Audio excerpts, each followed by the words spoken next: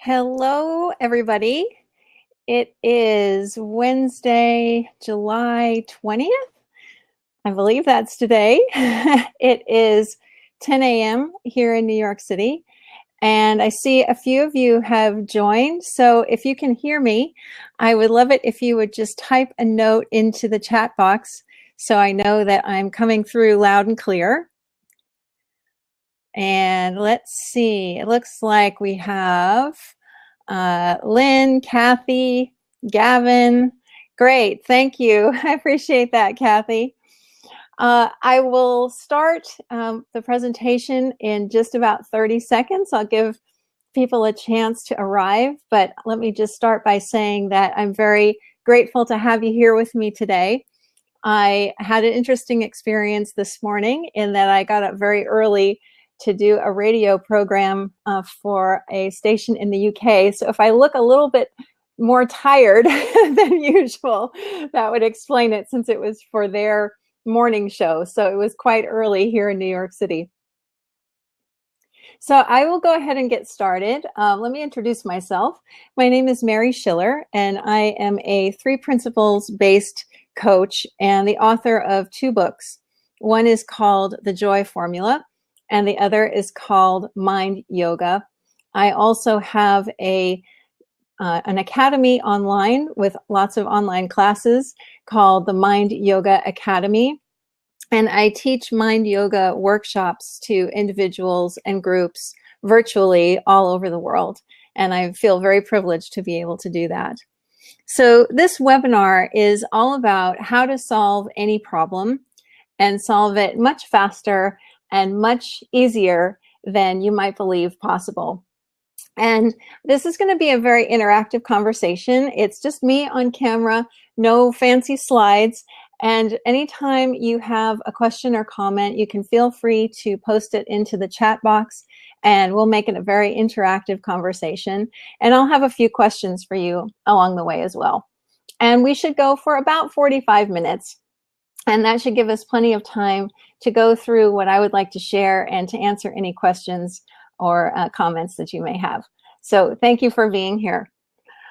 I was spurred to offer this webinar today for a few reasons. And I think the main reason is that in my coaching work with people, and also in just observing myself, I notice that people can often get stuck in 1 or 2 areas of their life where they just feel like they can't move forward.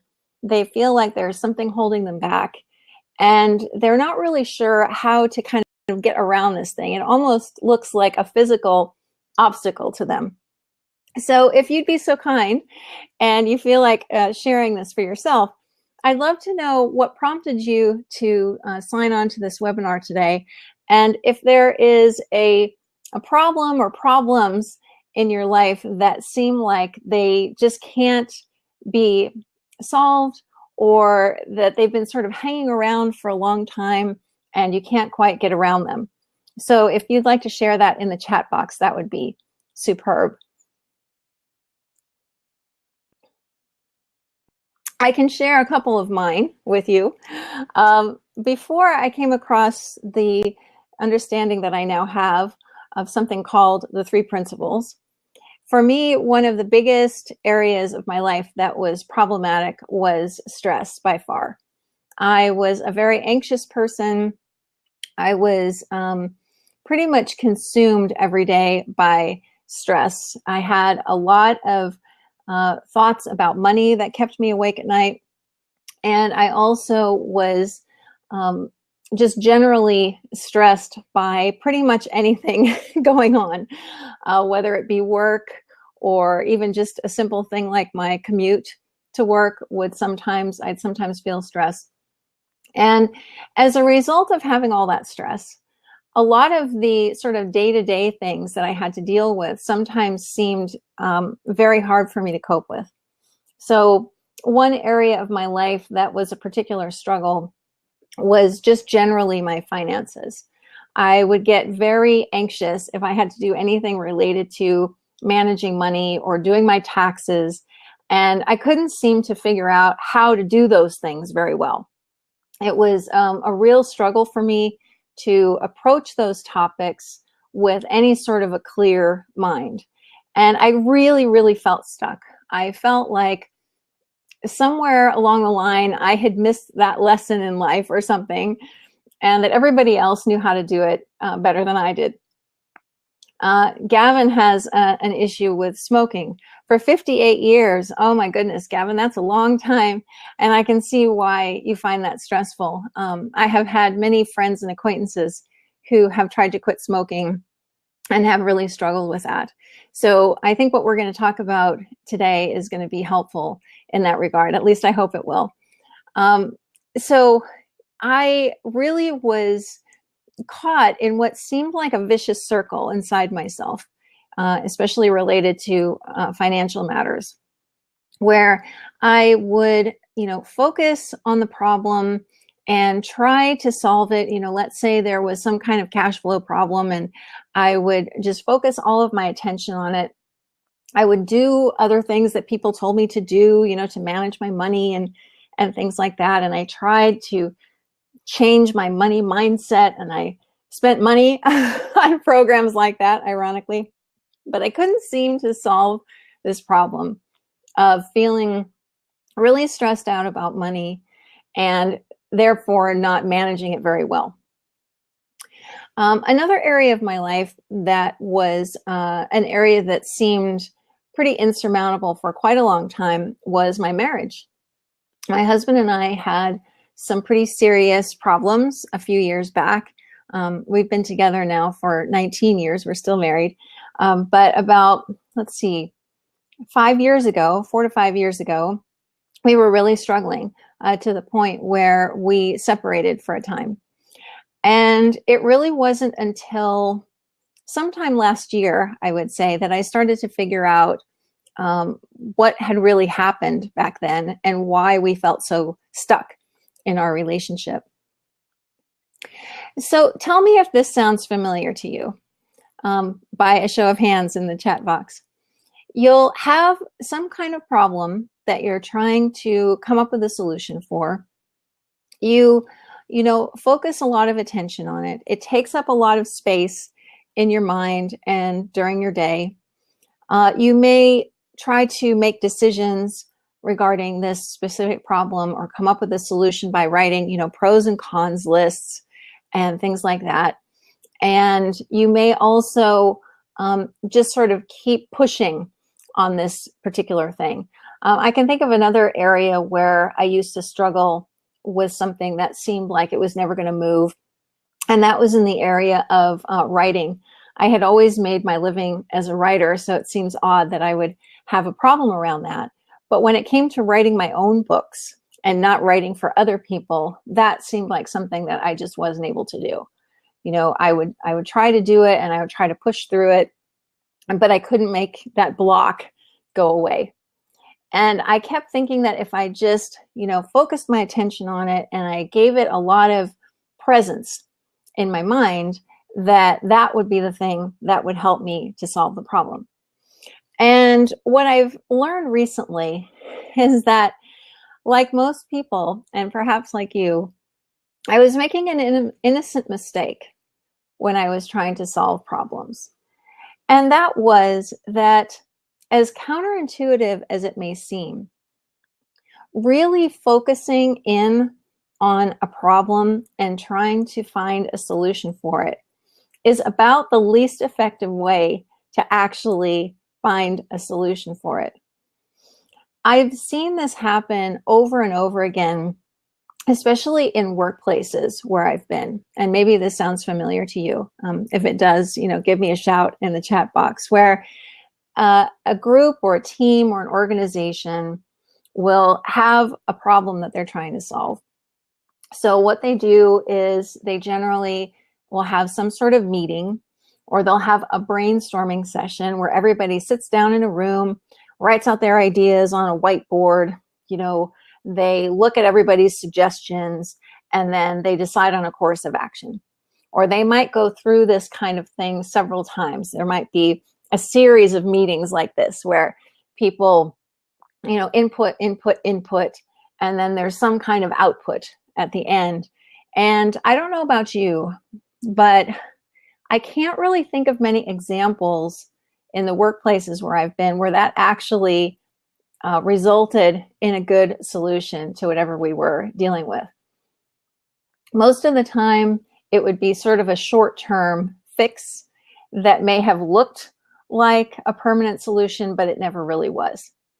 And before long, people were kind of back in the same sort of circular patterns, thinking patterns and behavior patterns as they were before. And I never really understood why that didn't work, because it seemed like, gosh, we have all of us sitting in a room together, we're all focused on this one problem that we're trying to solve, where our brains are very active and we're contributing all these ideas, why isn't this actually working? Why aren't we able to come up with a real answer to the problem that we're all facing? Looking back and seeing that those things never worked. And I didn't understand, because it seemed very logical. It seemed logical because that's what I was doing in my own life as well. I would have this problem, like, with managing my finances, or in my relationship, or in my creative life. And I would, have times where I would just sit down and go, all right, I'm going to solve this today. Today is the day I'm going to solve this problem. I'm going to, write out a bunch of ideas of, in terms of my relationship, what Jeff and I could do differently in terms of interacting with each other. Maybe we need to spend more time being, just one-on-one together, going out on dates and things like that. And I would come up with plans and lists and all sorts of things. And none of it ever worked. None of it ever worked. So about 2 years ago, as some of you on this webinar or watching the replay may know, hi, Lynn. That's what you say every morning. Today's the day I solve this, right? And that can be a very kind of disheartening place to be. And I'll get to the solution in a second.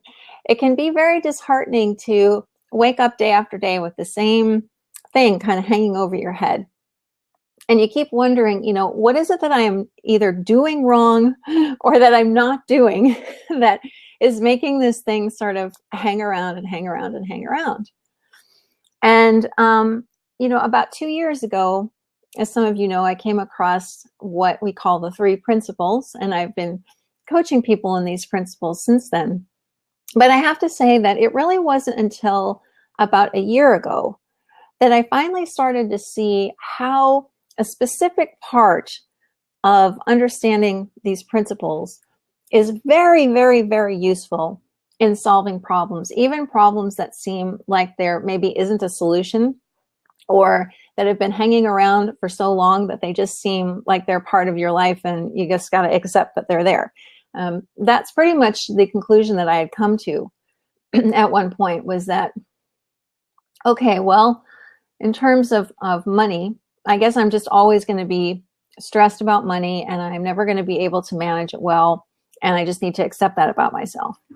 Or with my marriage, I remember having the thought of, okay, well, I don't really know how to take our marriage to the next level. I don't really know how to solve this. So, maybe this is just as good as it's going to get, and I should just be grateful that we're still together, and, just kind of resign myself to being accepting of whatever the situation was. And I had a lot of people, professionals even in the past, telling me that, there were certain things in life that you just had to accept. And, once you accepted them and kind of moved on, that was the best you can do. And I didn't really buy that. I guess I didn't accept that. Ironically, that just seemed wrong to me, but I couldn't really figure out what to do instead. So about a year ago, I remember I had just completed a class with Neal, who is a well-known coach and author in the 3 principles. And some things had started to shift in my life after taking this class with him that was called Creating the Impossible. And I started to sort of experience a very different way of A, looking at problems, and B, looking for solutions. So these two components I feel are really, really important to understand. So I'll go through the first one with you, which is looking at problems in a very different way. So I noticed that going back to my marriage, since that's sort of the primary one that I was struggling with, I noticed that sometimes my marriage actually seemed great. There were some days that I observed where I felt very close to my husband, and I had very, very warm feelings about him and about us and about the life we had created together. And I noticed that on those days, it didn't really look like I had a problem. But then on other days, it looked like I had a big problem. I had problems like, we don't talk enough, or we feel kind of apart and separate from each other. We don't really feel like a team, and I really want to have a team in my marriage. And I started to really look at things from the vantage point of, we've got all these things wrong with our relationship, and how are we going to fix them? And I just started paying attention to the fact that some days things looked fine and other days they didn't. I started noticing that, was it dependent on something I was doing in the relationship? Was it dependent on something he was doing? And what I saw was that it wasn't dependent on any of that. The only thing that made it look like a big problem one day and not a problem another day was whatever state of mind that I just happened to randomly be in. And this sounds kind of like, well, duh, but honestly, it was pretty revelatory for me. I had never really stopped to consider that problems could actually exist or not exist based solely on whatever thinking was going through my brain at any given time.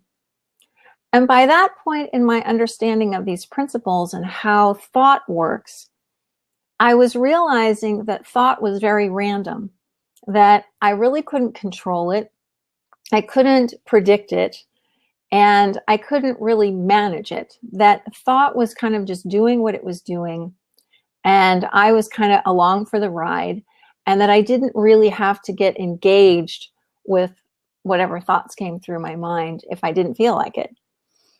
So in seeing this really interesting pattern in myself, kind of stepping back for a moment and watching what was going on, I started to ask myself a fundamental question, which was, is there anything that can really be called a problem if it's totally dependent on whatever thinking I'm listening to on any given day?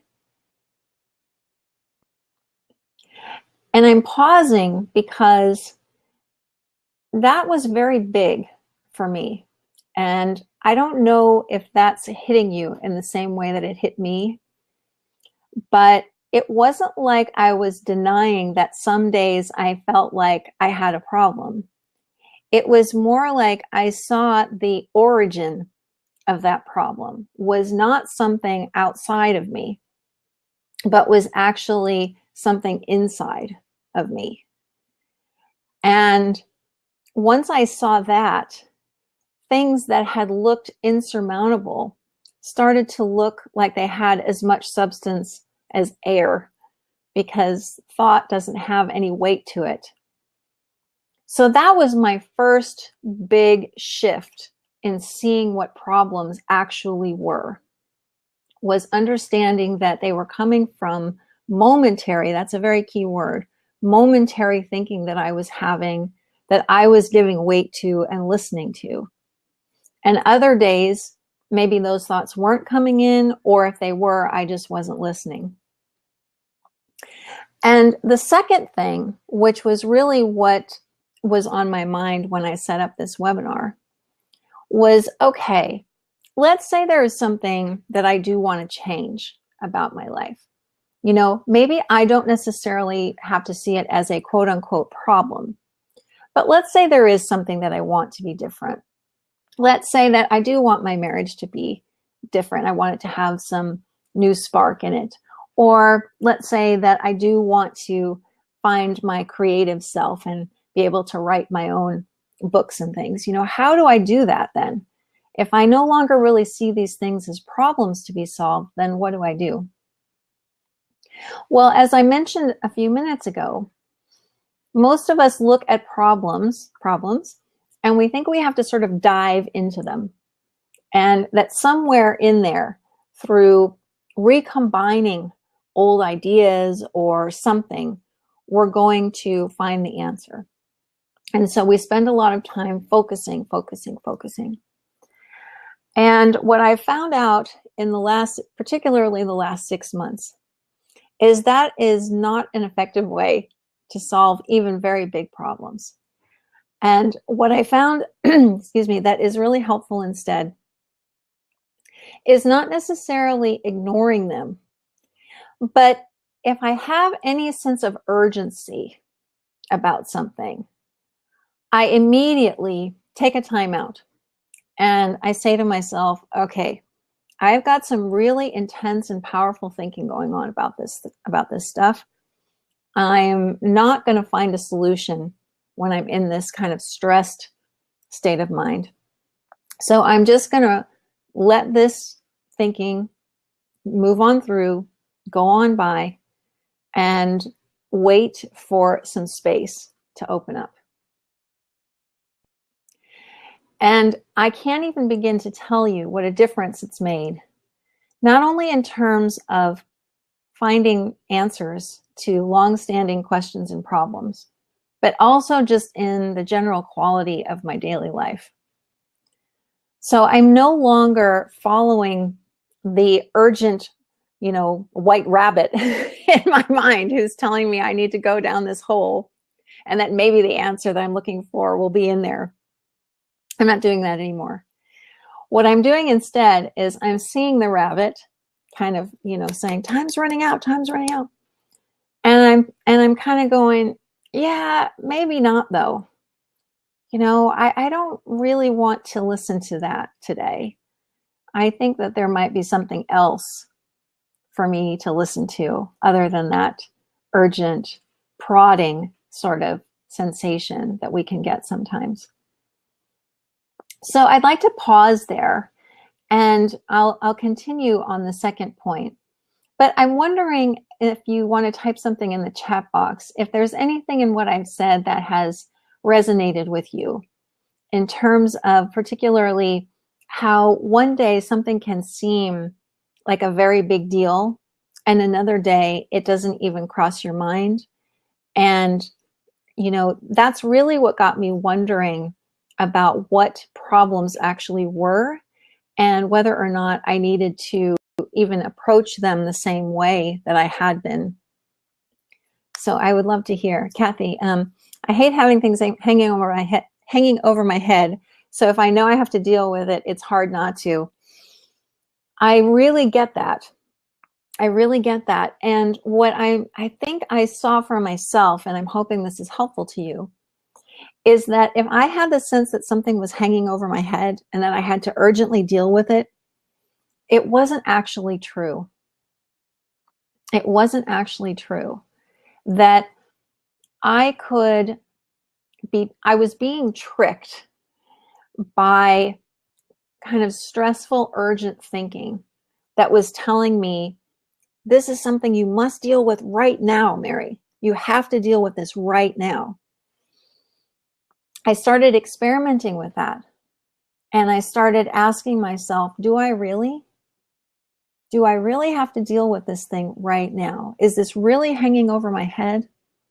Or is it just a thought-created illusion that I'm believing right now that makes things look that way, but they actually aren't that way? And I would say probably 95% of the time, maybe 100% of the time actually, when I had that kind of sensation, it really wasn't true. Hello there. I'm not sure what your name is. Maybe it's Dawn. It's interesting to observe that a problem at 8 a.m. has been forgotten by 9 a.m. and that my mood changes multiple times during the day. Exactly. Lynn says there's been such a sense of urgency or times running out thinking going on. At the end of the day, I'm exhausted trying things, solutions that don't pan out. It's been very frustrating. So I would say to address that, it's simply noticing that that sense of urgency, that feeling of stress and pressure, Kathy is saying it might be self-induced, but the thing still has to be done. Exactly. So here's where I'm going with this.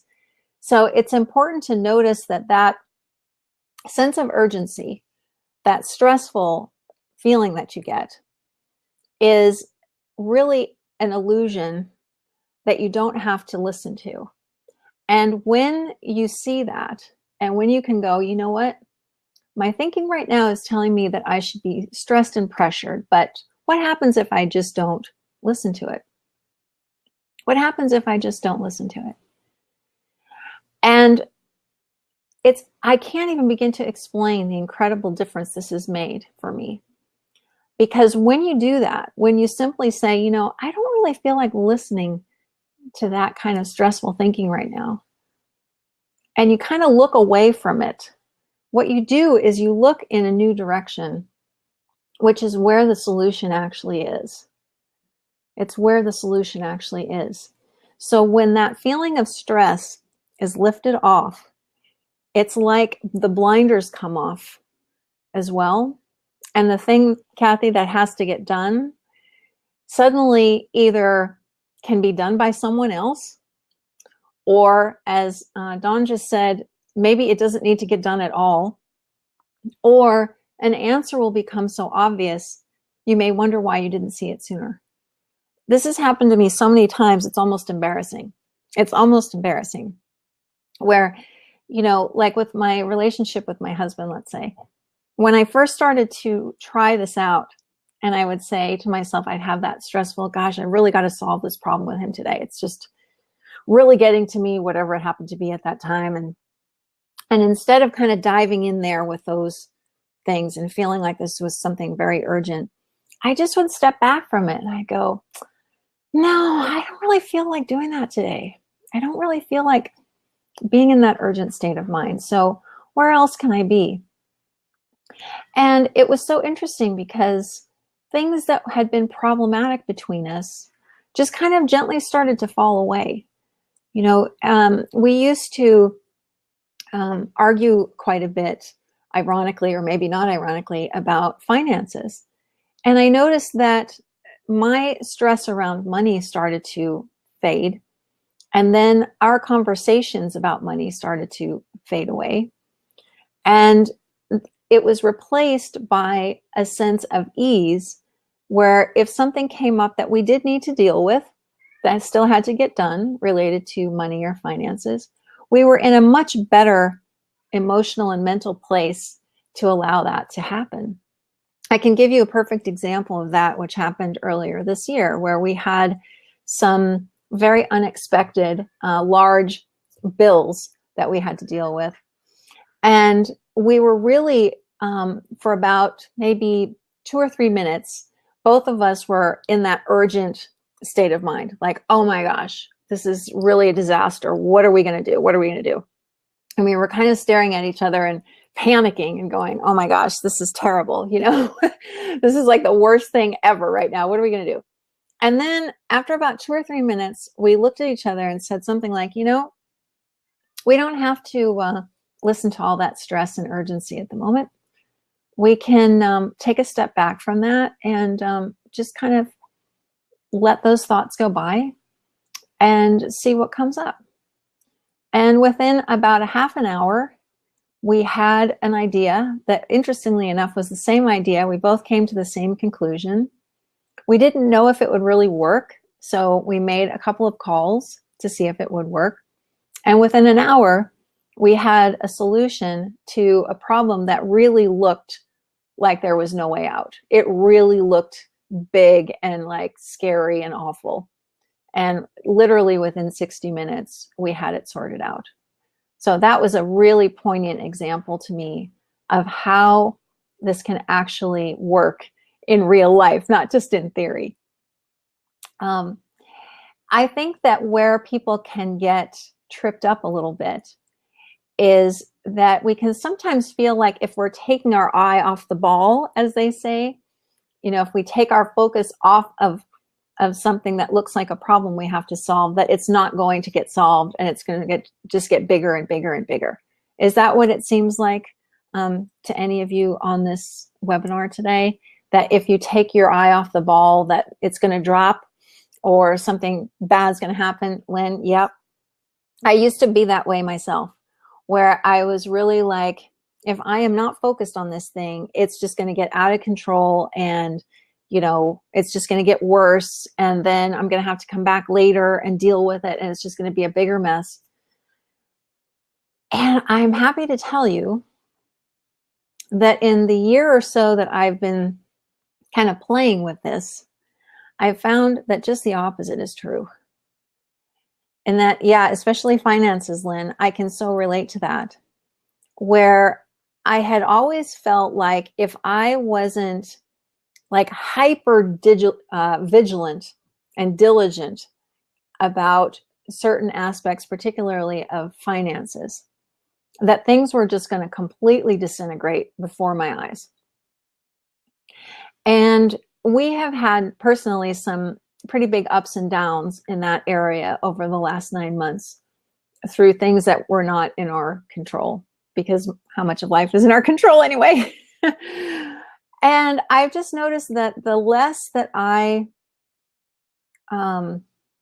give any weight to thoughts like this is a big problem, or this is serious, or I have to do something about this today, the more easily the answers come to me for what to do. And I've also noticed that the solutions that come to me in that clear-headed space are much more leveraged, they're much more effective, and they're much easier for me to sort of execute. I'll give you a really kind of funny example of something that happened just this week. This was really, really funny. So I was struggling with a certain area related to my coaching business, and I felt like I was just going around and around and around in circles on it. This was Sunday night. And I was just really in that state of, and I saw myself there, and I went, oh yeah, okay, I don't need to go there. I know this looks really urgent for a lot of reasons, but I just don't need to worry about this. And I don't need to follow this kind of urgent path. I can just not do that. So I let that feeling of urgency just kind of wash over me. And after it kind of passed, I said, I would really like to wake up in the morning with some new ideas about what to do, some new solutions. That would be really, really cool. So I went to bed Sunday night. I woke up Monday morning, and this is absolutely true. I woke up Monday morning and I had 2 emails in my inbox from friends of mine. One had written the email at 6 in the morning. And she sent it to me and said, I woke up this morning with a fantastic idea about your business. Can we talk today? So that was funny. And then another email was from a friend of mine who had a brilliant idea about another business opportunity that we could pursue. And I cracked up because I was like, okay, I asked for some new ideas, but that doesn't mean I guess that they have to be my own. And that's kind of what I was referring to earlier when I said that sometimes problems can get solved without us even intervening. And I'm not all about this law of attraction. I don't even really understand what that is.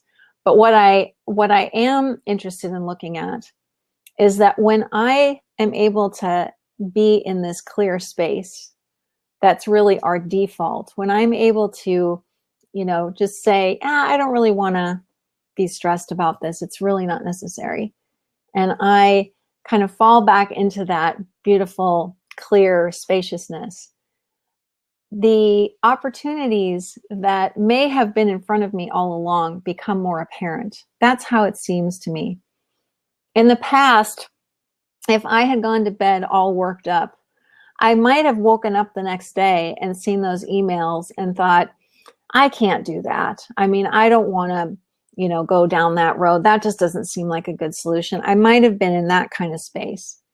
But because I wasn't, because I'd already said, I'm open to things, to new ideas here, and I'm not going to keep going on this merry-go-round that I'm on.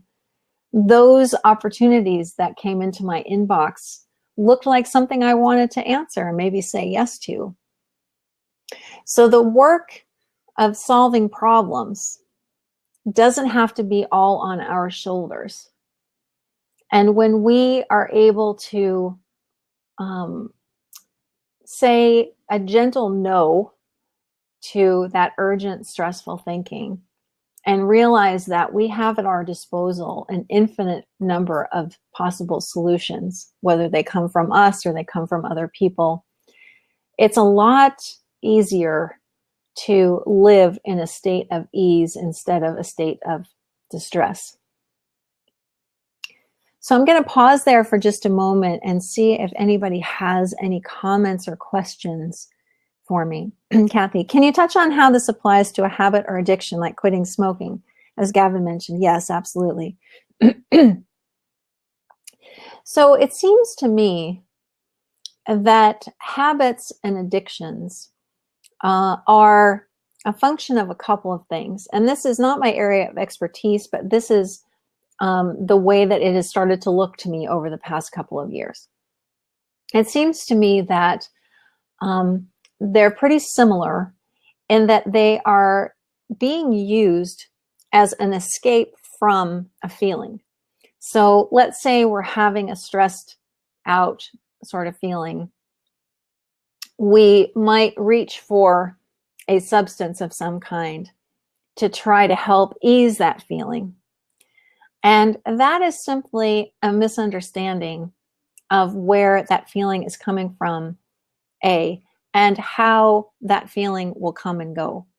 So if we understand that any feeling we've got is coming from momentary thinking, A, and B, we know that thoughts are designed to change and move through us if we just kind of let the system do its thing, then we don't need to respond or react to those kinds of thoughts. We can simply sit with them, allow the feeling to be there, not really worry about it because we know it's coming from a momentary thought. It comes through and moves along.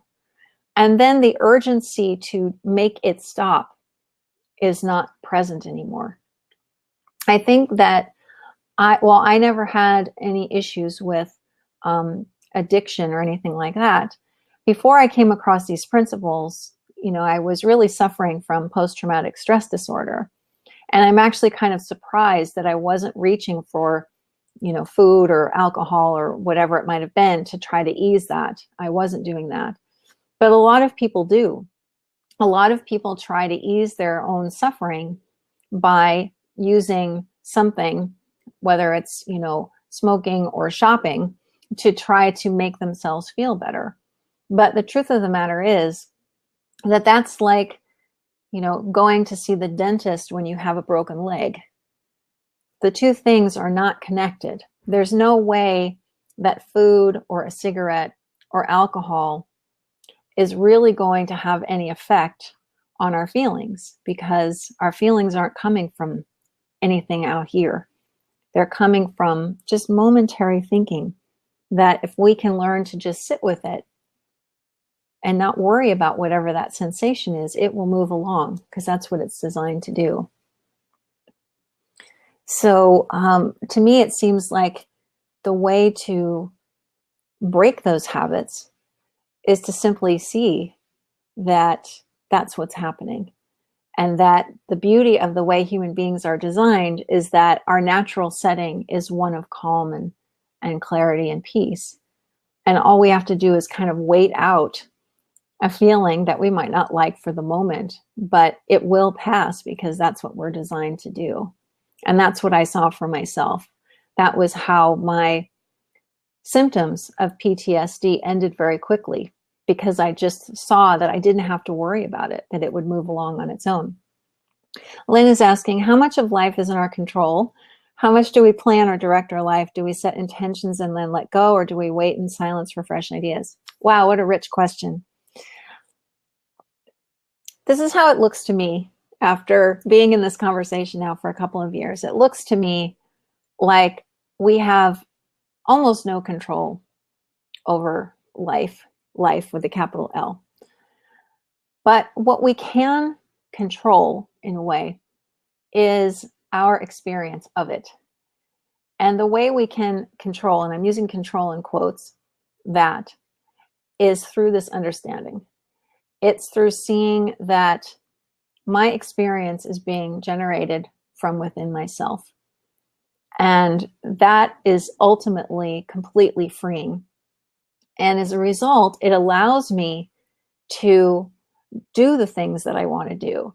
It allows me to set a goal, knowing that ultimately, whether I hit that goal or not is immaterial, because I already have everything. We all already have everything. We are everything. And our security and well-being and all of those beautiful things are already ours. They're not something we have to go and get somewhere. They're not something we can ever lose, and we've never lost them, even if it's looked like we've lost them.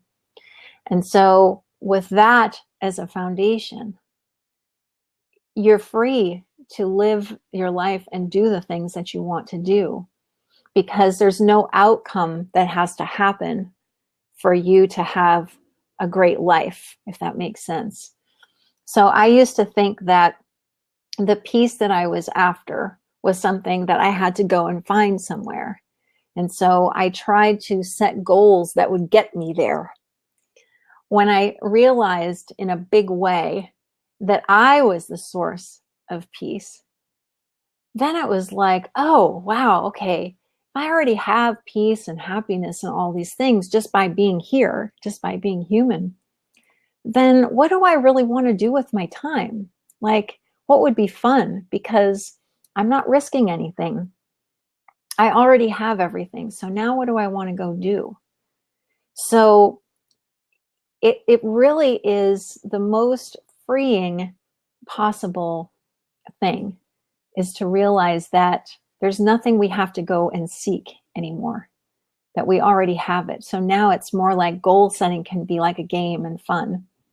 And I might add, Lynn, that a lot of the goals that I've set in the past couple of years since I came across this understanding of these principles have happened, but in really weird ways. And then they've had all of these twists and turns attached to them. And I've just ridden it out and just said, wow, you know, this is pretty interesting, this life we're living. And I find that I say yes a lot more often to things that come my way. And I'm not afraid to say yes to things, because there's no need to be afraid, because there's nothing to lose. Anybody else have any comments or questions? I've really enjoyed this discussion, and I really like this topic because I find that people spend an inordinate amount of time focusing in on their problems in life. And I'll leave you with, in this particular discussion, with something I heard a couple of months ago. I was at a conference and I heard Linda Pransky talking about her early relationship with her husband, George Pransky, and how they had a lot of problems.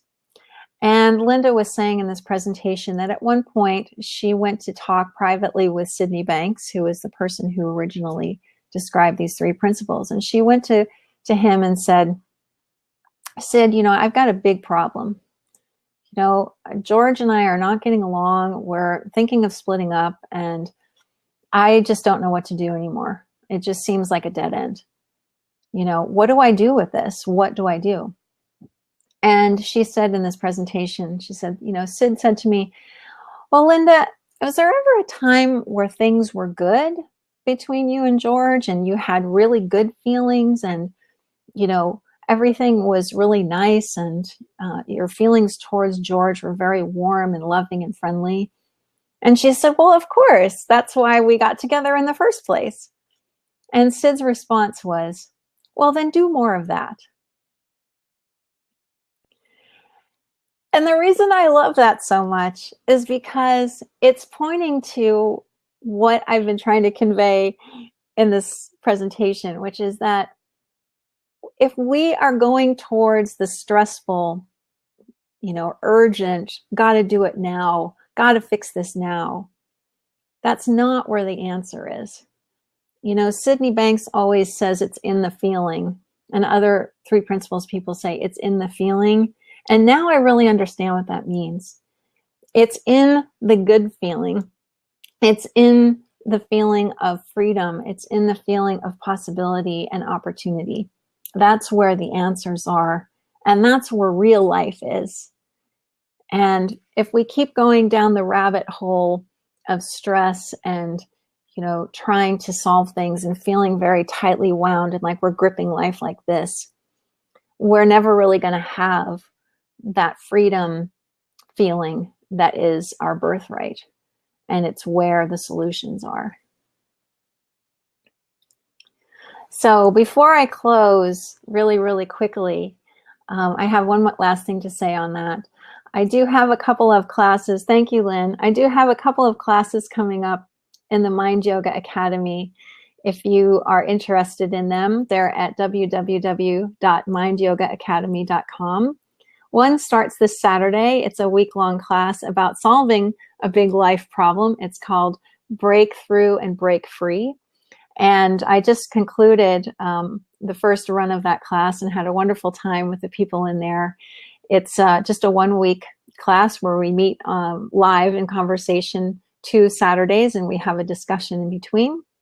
I have another class starting next Thursday, the 28th, that is called Relationship Rescue. And that is a 2-hour live call. And then you have 1 week of personalized email coaching from me. And lastly, I added a pre-recorded class into the Academy that also relates to what we were just talking about, called What Would You Do If You Were Truly Free? And that talks a lot about how to access this innate freedom that is present for all of us and where it can lead. So just really quick in closing, I will leave you with this thought as well, which is that you have the answer already. Whatever the problem looks like for you today, and however real it feels to you, and I do understand that it feels very real, you already have the answer to it. And the only thing that is keeping you from seeing it is occasionally you've got some thinking going on that's telling you that this is something that's got to be fixed right now, that it's this big problem and it's kind of clouding over your vision. And as soon as you see that that's what's going on, that there's just something clouding your vision, it starts to clear away. And in that space is where your answer is. And that space is you. That space is you. Anybody else have any closing questions or comments before I end this for today? Thank you. Thank you, Dawn, Kathy. I really appreciate you being here. And there will be a replay sent out as well if you'd like to watch this again. And thank you, Lynn. I really enjoyed having you guys here. And, you know, I'm available to you if you need to get in touch with me. Feel free to email me anytime or find me on Facebook in the Mind Yoga Spa, where I hang out all day long. So thank you very much for being here. And if you're watching the replay, thank you for watching. Thanks, Gavin. Bye-bye now, everybody. Talk to you again soon.